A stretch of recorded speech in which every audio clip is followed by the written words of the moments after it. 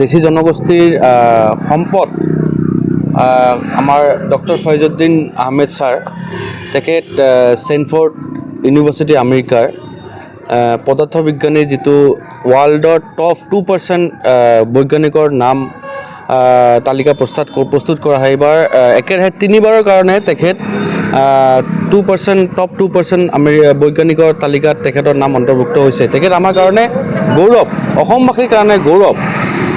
যোৱা কেইদিনমান আগতে বিতৰ্কিত ছিংগাৰ আলতাফ হুছেইন আমাৰ মানে এই ফয়জুদ্দিন এটা গীতত তেখেতৰ এটা গীতত এই ফয়জুদ্দিন আহমেদ ছাৰক মিয়া সম্প্ৰদায়ৰ মানুহ বুলি প্ৰচাৰ চলাইছিল।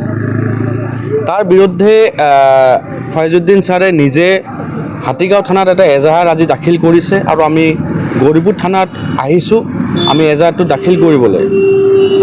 তেখেতে আলতাফ হুছেইনে মানে ইচ্ছাকৃতভাৱে কেইদিনমান আগত অসমীয়া জাতিক সেৱা প্ৰতিপন্ন কৰি আমাৰ অসমখনটোৰ বাপেকৰ নেকি এনেকৈ এটা কথা পাতি কি কৰি গীত ৰচনা কৰি এৰেষ্টো হৈছিলে।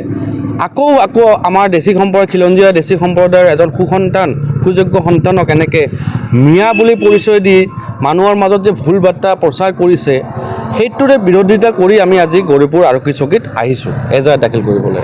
আমি বিচাৰোঁ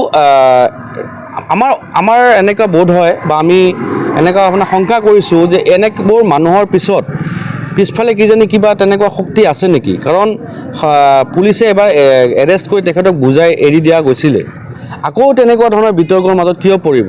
এনেকুৱা কিবা বেলেগ মানুহৰ কিবা চক্ৰান্ত থকা যেন আমাৰ অনুভৱ হয়। আৰু আমি বিচাৰোঁ আইনৰ পদক্ষেপ হিচাপত যিটো উচিত শাস্তি বিহাৰ ব্যৱস্থা আছে আইনত সেইটো উচিত শাস্তি বিভাগ তেখেতক প্ৰদান কৰক, সেইটো আমি বিচাৰোঁ।